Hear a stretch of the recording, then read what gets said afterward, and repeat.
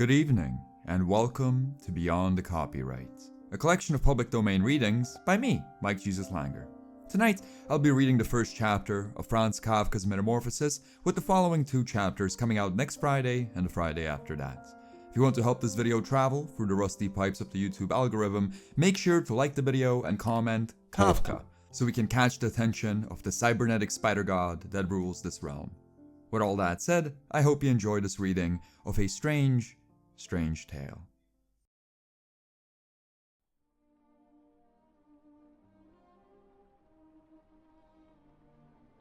One morning, when Gregor Samsa woke from troubled dreams, he found himself transformed in his bed into a horrible vermin. He lay on his armor-like back, and if he lifted his little head, he could see his brown belly, slightly domed and divided by arches into stiff sections. The bedding was hardly able to cover it, and seemed ready to slide off at any moment. His many legs, pitifully thin compared with the size of the rest of him, waved about helplessly as he looked. "What's happened to me?" he thought. It wasn't a dream. His room, a proper human room, although a little too small, lay peacefully between its four familiar walls. A collection of textile samples lay spread out on the table. Samsa was a traveling salesman, and above it there hung a picture that he had recently cut out of an illustrated magazine and housed in a nice, gilded frame. It showed a lady fitted out with a fur hat and a fur bow who sat upright, raising a heavy fur muff that covered the whole of her lower arm towards the viewer.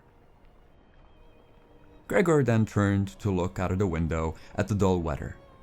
Drops of rain could be heard hitting the pane, which made him feel quite sad. How about if I sleep a bit longer and forget all this nonsense? He thought. But that was something he was unable to do because he was used to sleeping on his right, and in his present state couldn't get into that position. However hard he threw himself onto his right, he always rolled back to where he was. He must have tried it 100 times, shut his eyes so that he wouldn't have to look at his floundering legs, and only stopped when he began to feel a mild, dull pain there that he had not felt before. "Oh God," he thought, "what a strenuous career it is that I've chosen. Traveling, day in, day out, doing business like this takes much more effort than doing your own business at home. And on top of that, there's the curse of traveling. Worries about making train connections, bad and irregular food, contact with different people all the time so that you can never get to know anyone or become friendly with them. It can all go to hell." He felt a slight itch up on his belly, pushed himself slowly up on his back towards the headboard so that he could lift his head better, found where the itch was, and saw that it was covered with lots of little white spots which he couldn't know what to make of. And when he tried to feel the place with one of his legs, he drew it quickly back, because as soon as he touched it, he was overcome by a cold shudder. He slid back into his former position. "Getting up early all the time," he thought. "It makes you stupid. You've got to get enough sleep. Other traveling salesmen live a life of luxury. For instance, whenever I go back to the guest house during the morning to copy out the contract, these gentlemen are always still sitting there eating their breakfasts. I ought to just try it out with my boss. I'd get kicked out on the spot. But who knows? Maybe that would be the best thing for me. If I didn't have my parents to think about, I'd have given in my notice a long time ago. I'd have gone up to the boss and told him just what I think. Tell him everything. I would just let him know how I feel. He'd fall right off his desk." And it's a funny sort of business to be sitting up there at your desk, talking down at your subordinates from up there, especially when you have to go right up close because the boss is hard of hearing. Well, there's still some hope. Once I've got the money together to pay off my parents' debt to him, another 5 or 6 years, I suppose. That's definitely what I'll do. That's when I'll make the big change. First of all, though, I've got to get up. My train leaves at 5. As he looked over at the alarm clock ticking on his chest of drawers, "God in heaven," he thought. It was 6:30, and the hands were quietly moving forwards. It was even later than 7:30, more like 7:15. Had the alarm clock not rung? He could see it from the bed that it had been set for 4 o'clock, as it should have been. It certainly must have rung. Yes, but was it possible to quietly sleep through that furniture rattling noise? True, he had not slept peacefully, but probably all the more deeply because of that. What should he do now? The next train went at 7. If he were to catch that, he would have to rush like mad, and the collection of samples was still not packed, and he did not at all feel particularly fresh and lively. And even if he did catch the train, he would not avoid his boss's anger, as the office assistant would have been there to see the 5 o'clock train go. He would have put in his report about Gregor not being there on time a long time ago. The office assistant was the boss's man, spineless, and with no understanding. What about if he reported sick? But that would be extremely strained and suspicious, as in 15 years of service, Gregor had never once yet been ill. His boss would certainly come around with a doctor from the medical insurance company, accuse his parents of having a lazy son, and accept the doctor's recommendation not to make any claim, as the doctor believed that no one was ever ill, but many were work-shy. And what's more, would he have been entirely wrong in this case? Gregor did in fact, apart from excessive sleepiness after sleeping for so long, feel completely well, and even felt much hungrier than usual. He was still hurriedly thinking all this through, unable to decide to get out of bed, when the clock struck 7:15. There was a cautious knock at the door, near his head. "Gregor," somebody called. It was his mother. "It's 7:15. Didn't you want to go somewhere?" That gentle voice. Gregor was shocked when he heard his own voice answering it. It could hardly be recognized as the voice he had had before. As if from deep inside of him, there was a painful and uncontrollable squeaking mixed in with it. The words could be made out at first, but then there was a sort of echo which made them unclear, leaving the hearer unsure whether he had heard properly or not. Gregor had wanted to give a full answer and explain everything, but in the circumstances contented himself with saying, "Yes, Mother, yes. Thank you, I'm getting up now." The change in Gregor's voice probably could not be noticed outside of the wooden door, as his mother was satisfied with this explanation and shuffled away. But this short conversation made the other members of the family aware that Gregor, against their expectations, was still at home, and soon his father came knocking at one of the side doors, gently, but with his fist. "Gregor," he called. "what's wrong?" And after a short while he called again with a warning deepness in his voice. "Gregor." At the other side of the door his sister came plaintively. "Gregor? Aren't you well? Do you need anything?" Gregor answered to both sides. "I am ready now," making an effort to remove all the strangeness from his voice by enunciating very carefully and putting long pauses between each individual word. His father went back to his breakfast, but his sister whispered, Gregor, open the door, I beg of you." Gregor, however, had no thought of opening the door, and instead congratulated himself for his cautious habit, acquired from his traveling, of locking all doors at night, even when he was at home. The first thing he wanted to do was to get up in peace without being disturbed, to get dressed, and most of all to have his breakfast. Only then would he consider what to do next, as he was well aware that he would not bring his thoughts to any sensible conclusions by lying in bed. He remembered that he had often felt a slight pain in bed, perhaps caused by lying awkwardly, but that had always turned out to be pure imagination, and he wondered how his imaginings would slowly resolve themselves today. He did not have the slightest doubt that the change in his voice was nothing more than the first sign of a serious cold, which was an occupational hazard for traveling salesmen. It was a simple matter to throw off the covers. He only had to blow himself up a little, and they would fall off themselves. But it became difficult after that, especially as he was so exceptionally broad. He would have used his arms and his hands to push himself up, but instead of them, he had only all those little legs continuously moving in different directions, and which he was moreover unable to control. If he wanted to bend one of them, then that was the first one that would stretch itself out, and if he finally managed to do what he wanted to do with that leg, all the others seemed to be set free and would move about painfully. "This is something that can't be done in bed," Gregor said to himself, "so don't keep trying to do it." The first thing he wanted to do was to get the lower part of his body out of the bed, but he had never seen this lower part, and could not imagine what it looked like. It turned out to be too hard to move. It went so slowly. And finally, almost in a frenzy, when he carelessly shoved himself forwards with all the force he could gather, he chose the wrong directions, hit hard against the lowest bedpost, and learned from the burning pain he felt that the lower part of his body might as well, at present, be the most sensitive. So then he tried to get the top part of his body out of the bed first, carefully turning his head to the side. This he managed quite easily, and despite its breadth and its weight, the bulk of his body eventually followed slowly in the direction of the head.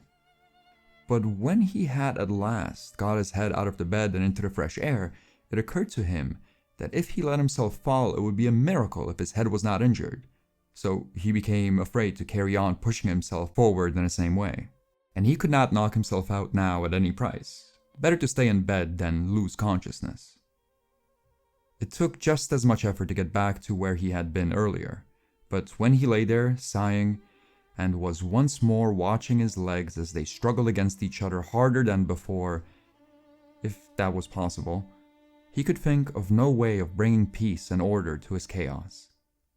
He told himself once more that it was not possible for him to stay in bed, and that the most sensible thing to do was to get free of it whatever way he could at whatever sacrifice. At the same time, though, he did not forget to remind himself that calm consideration was much better than rushing to desperate conclusions. At times like this, he would direct his eyes to the window and look out as clearly as he could. But unfortunately, even the other side of the narrow street was enveloped in morning fog that the view had little confidence or cheer to offer him. 7 o'clock already, he said to himself when the clock struck again. 7 o'clock and there's still a fog like this. And he lay there quietly a while longer, breathing lightly as if he perhaps expected the total stillness to bring things back to their real and natural state. And then he said to himself, before it strikes 7:15, I'll definitely have to get properly out of this bed. And by then, somebody would have come around to work to ask what's happened to me as well, as they open up at work before 7 o'clock. And so he set himself to the task of swinging the entire length of his body out of bed all at the same time. If he succeeded in falling out of bed this way, he could probably avoid injuring his head. His back seemed to be quite hard, and probably nothing would happen to it falling onto the carpet. His main concern was for the loud noise he was bound to make, and which even through all the doors would probably raise concern if not alarm. But it was something that had to be risked. When Gregor was already sticking halfway out of the bed, the new method was more a game than an effort. All he had to do was rock back and forth. It occurred to him how simple everything would be if somebody came to help him. 2 strong people, he had his father and the maid in mind, would have been more than enough. They would only have to push their arms under the dome on his back, peel him away from the bed, bend down with the load, and then be patient and careful as he swang onto the floor, where, hopefully, the little legs would find a use. Should he really call for help though, even apart from the fact that the doors were locked? Despite all the difficulty he was in, he could not suppress a smile at this thought. After a while, he had already moved so far across that it would have been hard for him to keep his balance if he rocked too hard. The time was now 7:10, and he would have to make the final decision very soon. Then there was a ring at the door of the flat. That'll be someone from work, he said to himself, and froze very still, although his little legs only became all the more lively as they danced around. For a moment, everything remained quiet. They're not opening the door, Gregor said to himself, caught in some nonsensical hope. But then, of course, the maid's firm steps went to the door as ever and opened it. Gregor only needed to hear the visitor's first words of greeting, and he knew who it was. The chief clerk himself. Why did Gregor have to be the only one condemned to work for a company where they immediately became highly suspicious at the slightest shortcoming? Were all the employees, every one of them, louts? Was there not one of them who was faithful and devoted, who would go so mad with pangs of conscience that he couldn't get out of bed if he didn't spend at least a couple of hours in the morning on company business? Was it really not enough to let one of the trainees make inquiries, assuming inquiries were even necessary? Did the chief clerk have to come himself, and did they have to show the whole innocent family that this was so suspicious that only the chief clerk could be trusted to have wisdom to investigate it?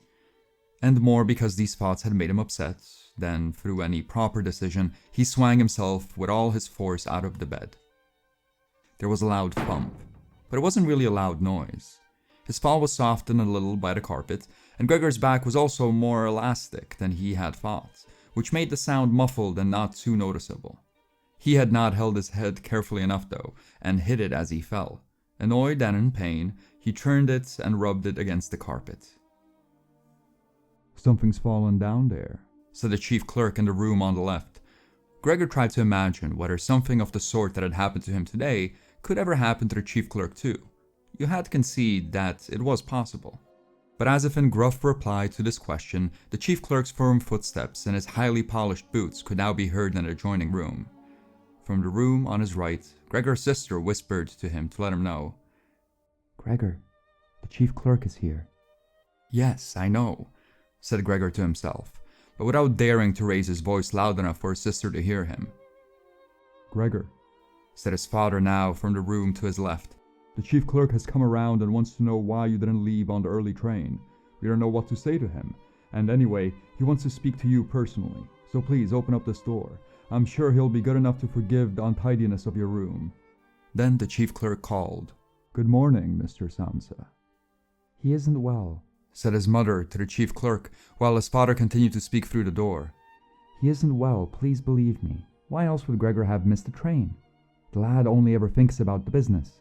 It nearly makes me cross the way he never goes out in the evenings. He's been in town for a week now, but stayed home every evening. He sits with us in the kitchen, reads the paper, or studies the train timetables.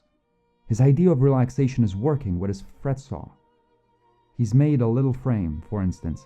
It only took him 2 or 3 evenings. You'll be amazed how nice it is. It's hanging up in his room. You'll see it as soon as Gregor opens the door. Anyway, I'm glad you're here. We wouldn't have been able to get Gregor to open a door by ourselves. He's so stubborn, and I'm sure he isn't well. Well, he said this morning that he is, but he isn't." "I'll be there in a moment," said Gregor, slowly and thoughtfully, without moving, so he would not miss any word of the conversation. "Well, I can't think of any other way of explaining it, Miss Samsa," said the chief clerk. "I hope it's nothing serious. But on the other hand, I must say that if we people in commerce ever become slightly unwell, then fortunately, or unfortunately if you like, we simply have to overcome it because of the business considerations." "Can the chief clerk come in to see you now then?" asked his father impatiently, knocking at the door again. "No," said Gregor. In the room on his right, there followed a painful silence. In the room on his left, his sister began to cry. So why did his sister not go and join the others? She had probably only just got up and had not even begun to get dressed. And why was she crying? Was it because he had not got up and had not let the chief clerk in? Because he was in danger of losing his job, and if that happened, his boss would once more pursue their parents with the same demands as before? There was no need to worry about things like that yet. Gregor was still there and had not the slightest intention of abandoning his family. For the time being, he just lay there on the carpet, and no one who knew the condition he was in would seriously have expected him to let the chief clerk in. It was only a minor discourtesy, and a suitable excuse could be easily found for it later on. It was not something for which Gregor could be sacked on the spot. And it seemed to Gregor much more sensible to leave him now in peace, instead of disturbing him with talking at him and crying. But the others didn't know what was happening. They were worried. That would excuse their behavior. The chief clerk now raised his voice. "Mr. Samsa," he called to him, "what is wrong? You barricade yourself in your room, give us no more than a yes or no for an answer. You are causing serious and unnecessary concern to your parents, and you fail, and I mention this just by the way, you fail to carry out your business duties in a way that is quite unheard of. I'm speaking here on behalf of your parents and of your employer, and really must request a clear and immediate explanation. I'm astonished, quite astonished. I thought I knew you as a calm and sensible person, and now you suddenly seem to be showing off with peculiar whims. This morning, your employer did suggest a possible reason for your failure to appear. It's true. It had to do with the money that was recently entrusted to you. But I came near to giving him my word of honor that could not have been the right explanation. But now, I see your incomprehensible stubbornness, and I no longer feel any wish whatsoever to intercede on your behalf, and nor is your position all that secure. I had originally intended to say all this to you in private, But since you caused me to waste my time here for no good reason, I don't see why your parents should not also learn of it. Your turnover has been very unsatisfactory of late. I grant you that it's not the time of year to do especially good business, we recognize that. But there is simply no time of the year to do no business at all, Mr. Samsa. We cannot allow there to be. But sir, called Gregor, beside himself and forgetting all else in the excitement. I'll open up immediately, just a moment. I'm slightly unwell, an attack of dizziness. I haven't been able to get up. I'm still in bed now. I'm quite fresh again now, though. I'm just getting out of bed. Just a moment. Be patient. It's not quite as easy as I'd thought. I'm quite all right now, though. It's shocking what can suddenly happen to a person. I was quite all right last night. My parents know about it, perhaps better than me. I had a small symptom of it last night already. They must have noticed it. I don't know why I didn't let you know at work. But you always think you can get over an illness without staying at home. Please don't make my parents suffer. There is no basis for any of the accusations you're making. Nobody's ever said a word to me about any of these things. Maybe you haven't read the latest contracts I sent in. I'll be right off with the 8 o'clock train as well. These few hours of rest may have given me strength. You don't need to wait, sir. I'll be in the office soon after you. And please be so good as to tell that to the boss and recommend me to him. And while Gregor gushed out these words, hardly knowing what he was saying, he made his way over to the chest of drawers. This was easily done, probably because of the practice he had already had in bed, where he now tried to get himself upright. He really did not want to open a door, really did not want to let them see him and to speak with the chief clerk. The others were being so insistent, and he was curious to learn what they would say when they caught the sight of him. If they were shocked, then it would no longer be Gregor's responsibility, and he could rest. If, however, they took everything calmly, he would really have no reason to be upset, and if he hurried, he really could be at the station for 8 o'clock. The first few times he tried to climb up on the smooth chest of drawers, he slid down again, but he finally gave himself one last swing and stood there upright. The lowest part of his body was in serious pain, but he no longer gave any attention to it. Now, he let himself fall against the back of a nearby chair and held tightly to the edges of it with his little legs. By now, he had also calmed down and kept quiet so that he could listen to what the chief clerk was saying. Did you understand a word of all that? The chief clerk asked his parents. Surely he's not trying to make fools of us. Oh God, called his mother, who was already in tears. He could be seriously ill, and we're making him suffer. Grete, Grete, she then cried. Mother? His sister came from the other side. They communicated across Gregor's room. You'll have to go get the doctor right away. Gregor is ill. Quick, get the doctor. Did you hear the way Gregor spoke just now? That was the voice of an animal, said the chief clerk, with a calmness that was in contrast with his mother's screams. Anna, Anna. His father called into the kitchen through the entrance hall, clapping his hands. Get a locksmith here, now. And the two girls, their skirts swishing, immediately ran out through the hall, wrenching open the front door of the flat as they went. How had his sister managed to get dressed so quickly? There was no sound of the door banging shut again. They must have left it open. People often do in homes where something awful has happened. Gregor, in contrast, had become much calmer, so they couldn't understand his words anymore. Although they seemed clear enough to him, clearer than before, perhaps his ears had become used to the sound. They had realized, though, that there was something wrong with him, and were ready to help. The first response to the situation had been confident and wise, and that made him feel better. He felt that he had drawn back in among people, and from the doctor and the locksmith he expected great and surprising achievements, although he did not really distinguish one from the other. Whatever was said next would be crucial, so in order to make his voice as clear as possible, he coughed a little, but taking care to do this not too loudly, as even this might well sound different from the way a human coughs, and he was no longer sure he would judge this for himself. Meanwhile, it had become very quiet in the next room. Perhaps his parents were sat at the table whispering with the chief clerk, or perhaps they were all pressed against the door and listening. Gregor slowly pushed his way to the door with the chair. Once there, he let go of it and threw himself onto the door, holding himself upright against it using the adhesive on the tips of his legs. He rested there a little while to recover from the effort involved and then set himself to the task of turning the key in the lock with his mouth. He seemed, unfortunately, to have no proper teeth. How was he, then, to grasp the key? But the lack of teeth was, of course, made up for with a very strong jaw.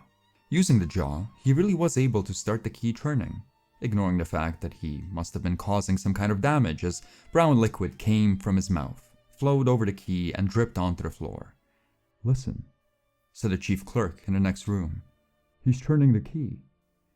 Gregor was greatly encouraged by this, but they all should have been calling on him, his father and his mother too. "Well done, Gregor," they should have cried. "Keep at it. Keep hold of the lock." And with the idea that they were all excitedly following his efforts, he bit into the key with all his strength, paying no attention to the pain he was causing himself. As the key turned round, he turned around the lock with it, only holding himself upright with his mouth, and hung on to the key, or pushed it down again with the whole weight of his body as needed. The clear sound of the lock as it snapped back was Gregor's sign that he could break his concentration. And, as he regained his breath, he said to himself, "So I didn't need a locksmith at all." Then he lay his head on the handle of the door and opened it completely. Because he had to open a door this way, it was already wide open before he could be seen. He had first to slowly turn himself around one of the double doors, and he was to do this very carefully if he did not want to fall flat on his back before entering the room. He was still occupied with this difficult movement, unable to pay attention to anything else, when he heard the chief clerk exclaim loudly, "Oh!" which sounded like the soughing of wind. Now he also saw him. He was the nearest to the door, his hand pressed against his mouth, and slowly retreating as if driven by a steady and invisible force. Gregor's mother, her hair still disheveled from bed despite the chief clerk's being there, looked at his father. Then she unfolded her arms, took 2 steps forward towards Gregor, and sank down onto the floor into her skirts that spread themselves out around her as her head disappeared down onto her breast. His father looked hostile and clenched his fists as if wanting to knock Gregor back into the room. Then he looked uncertainly around the living room, covered his eyes with his hands, and wept so that his powerful chest shook. So Gregor did not go into the room, but leant against the inside of the other door, which was still held bolted in place. In this way, only half his body could be seen, along with his head above it, which he leant over to one side as he peered out at the others. Meanwhile, the day had become much brighter. Part of the endless, gray-black building on the other side of the street, which was a hospital, could be seen quite clearly, with an austere and regular line of windows piercing its facade. The rain was still falling, now throwing down large individual droplets which hit the ground one at a time. The washing up from breakfast lay on the table. There was so much of it because, for Gregor's father, breakfast was the most important meal of the day, and he would stretch it out for several hours as he sat reading a number of different newspapers. On the wall, exactly opposite, there was a photograph of Gregor when he was a lieutenant in the army, his sword in his hand and a carefree smile on his face as he called forth respect for his uniform and bearing. The door to the entrance hall was open, and as the front door of the flat was also open, he could see onto the landing and the stairs where they began their way down below. "Now then," said Gregor, well aware that he was the only one who had kept calm. "I'll get dressed straight away now, pack up my samples and set off. Will you please just let me leave? You can see," he said to the chief clerk, "that I'm not stubborn and I like to do my job. Being a commercial traveler is arduous, but without traveling, I couldn't earn my living. So, where are you going? Into the office? Yes? Will you report everything accurately then? It's quite possible for someone to be temporarily unable to work, but that's just the right time to remember what's been achieved in the past and consider that later on, once the difficulty has been removed, he will certainly work with all the more diligence and concentration. You're well aware that I'm seriously in debt to our employer, as well as having to look after my parents and my sister, so that I'm trapped in a difficult situation. But I will work my way out of it again. Please don't make things any harder for me than they are already, and don't take sides against me at the office. I know that nobody likes the travelers. They think we earn an enormous wage as well as having a soft time of it. That's just prejudice, but they have no particular reason to think it better. But you, sir, you have a better overview than the rest of the staff. In fact, if I can say this in confidence, a better overview than the boss himself. It's very easy for a businessman like him to make mistakes about his employees and judge them even more harshly than he should. And you're also well aware that we travelers spend almost a whole year away from the office, so that we can very easily fall victim to gossip and chance and groundless complaints, and it's almost impossible to defend yourself from that sort of thing. We don't usually even hear about them, or if at all, it's when we arrive back home exhausted from a trip, and that's when we feel the harmful effects of what's been going on without even knowing what caused them. Please, don't go away. At least first say something to show that you grant that I'm at least partly right. But a chief clerk had turned away as soon as Gregor had started to speak, and, with protruding lips, only stared back at him over his trembling shoulders as he left. He did not keep still for a moment while Gregor was speaking, but moved steadily towards the door without taking his eyes off of him. He moved very gradually, as if there had been some secret prohibition on leaving the room.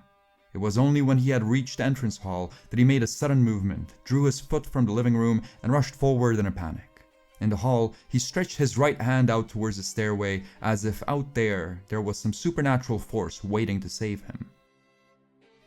Gregor realized that it was out of the question to let the chief clerk go away in this mood if his position in the firm was not to be put into extreme danger. That was something his parents did not understand very well. Over the years, they had become convinced that his job would provide for Gregor for his entire life. And besides, they had so much to worry about at present that they had lost any sight of any thought for the future. Gregor, though, did think about the future. The chief clerk had to be held back, calmed down, convinced, and finally won over. The future of Gregor and his family depended on it. If only his sister was here. She was clever. She was already in tears while Gregor was still lying peacefully on his back. And the chief clerk was a lover of women. Surely she could persuade him. She would close the front door in the entrance hall and talk him out of his shocked state. But his sister was not there. Gregor would have to do the job himself, and without considering that he still was not familiar with how well he could move about in his present state, or that his speech still might not, or probably would not, be understood, he let go of the door, pushed himself through the opening, tried to reach the chief clerk on the landing, who, ridiculously, was holding onto the banister with both hands, but Gregor fell immediately over and, with a little scream as he sought something to hold on to, landed on his numerous little legs. Hardly had that happened than, for the first time of the day, he began to feel all right in his body. Little legs had the solid ground under them. To his pleasure, they did exactly as he told them. They were even making an effort to carry him where he wanted to go, and he was soon believing that all his sorrows would soon be finally at an end. He held back the urge to move, but swayed from side to side as he crouched there on the floor. His mother was not far in front of him, and seemed, at first, quite engrossed in herself. But then she suddenly jumped up, with her arms outstretched, and her fingers spread, shouting, "Help! For pity's sake, help!" The way she held her head suggested she wanted to see Gregor better, but the unthinking way she was hurrying backward showed that she did not. She had forgotten that the table was behind her with all the breakfast things on it. When she reached the table, she sat quickly down on it without knowing what she was doing, without even seeming to notice that the coffee pot had been knocked over and a gush of coffee was pouring down onto the carpet. "Mother, mother," said Gregor gently, looking up at her. He had completely forgotten the chief clerk for the moment, but he could not help himself snapping at the air with his jaws at the sight of the flow of coffee. That set his mother screaming anew. She fled from the table and into the arms of his father as he rushed towards her. Gregor, though, had no time to spare for his parents now. The chief clerk had already reached the stairs. With his chin on the banister, he looked back for the last time. Gregor made a run for him. He wanted to be sure of reaching him. The chief clerk must have expected something, as he leapt down several steps at once and disappeared, his shouts resounding all the way down the staircase. The flight of the chief clerk seemed, unfortunately, to put Gregor's father into a panic as well. Until then he had been relatively self-controlled, but now, instead of running after the chief clerk himself, or at least not impeding Gregor as he ran after him, Gregor's father seized the chief clerk's stick in his right hand. The chief clerk had left it behind a chair, along with his hat and overcoat, picked up a large newspaper from the table with his left, and used them to drive Gregor back into his room, stamping his foot at him as he went. Gregor's appeals to his father were of no help. His appeals were simply not understood. However much he humbly turned his head, his father merely stamped his foot all the harder. Across the room, despite the chilly weather, Gregor's mother had pulled open a window, leant far out of it and pressed her hands to her face. A strong draught of air flew in from the street towards the stairway. The curtains flew up, the newspapers on the table fluttered, and some of them were blown onto the floor. Nothing would stop Gregor's father as he drove him back, making hissing noises at him like a wild man. Gregor had never had any practice in moving backwards and was only able to go at it very slowly. If Gregor had only been allowed to turn round, he would have been back in his room straight away. But he was afraid that if he took the time to do that, his father would become impatient, and there was the threat of a lethal blow to his back or his head from the stick in his father's hand at any moment. Eventually, though, Gregor realized that he had no choice, as he saw, to his disgust, that he was quite incapable of going backwards in a straight line. So he began, as quickly as possible and with frequent anxious glances at his father, to turn himself around.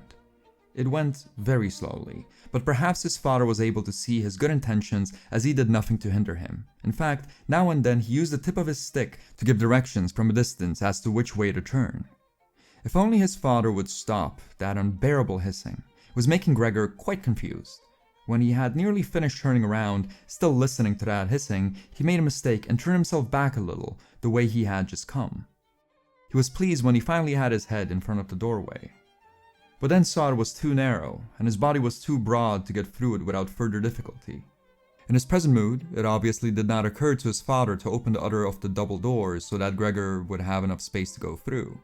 He was merely fixed on the idea that Gregor should be got back into his room as quickly as possible, nor would he ever have allowed Gregor the time to get himself upright as preparation for getting through the doorway.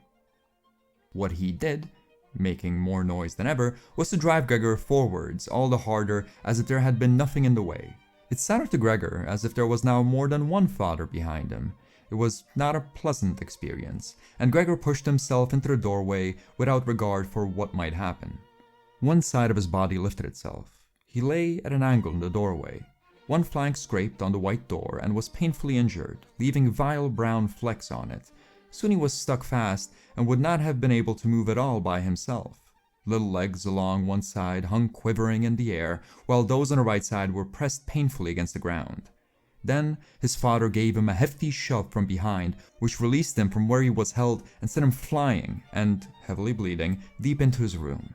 The door was slammed shut with the stick, and then, finally, all was quiet.